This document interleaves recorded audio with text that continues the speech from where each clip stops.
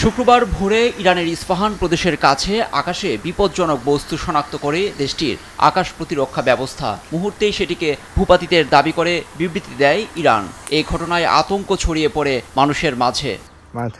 ভোরের আলো ফুটতেই পারমাণবিক অধ্যুষিত প্রদেশটির জারদানজানে সতর্ক অবস্থানে দেখা যায় ইরানি বাহিনীকে। এ বিষয়ে ইস্পাহান প্রদেশের জ্যেষ্ঠ সেনা কমান্ডার ব্রিগেডিয়ার জেনারেল সিয়াভাস জানান, সন্দেহভাজন বস্তু গুলি করে নামানো হয়, কোনো ক্ষয়ক্ষতি না হওয়ারও দাবি করেন তিনি। ইরানের রাষ্ট্রীয় টেলিভিশনে বলা হচ্ছে, কয়েকটি ড্রোন ভূপাতিত করা হয়।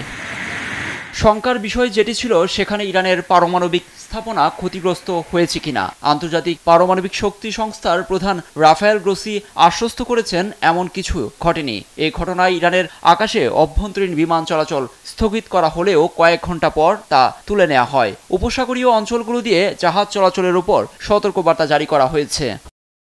তবে হামলার আগে যুক্তরাষ্ট্রকে অবহিত করে নেতানিয়াহু প্রশাসন, কিন্তু আক্রমণের বিষয়ে সম্মতি দেয়নি বলে দাবি করেছেন এক জ্যেষ্ঠ মার্কিন কর্মকর্তা। সিএনএনকে তিনি বলেন, ইসরায়েলের বিষয়টি কোনোভাবেই সমর্থন করেনি হোয়াইট হাউস। এদিকে সাবেক এক মার্কিন জেনারেল মনে করছেন, ইরানের জন্য এটি ছিল গঠনমূলক বার্তা।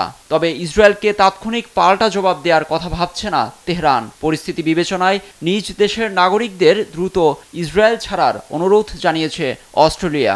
একই বার্তা দিয়েছে যুক্তরাষ্ট্র।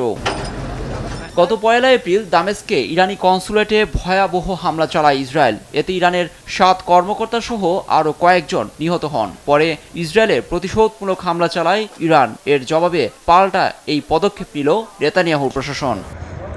লুৎফর কবির, নিউজ ডেস্ক, দেশ টিভি।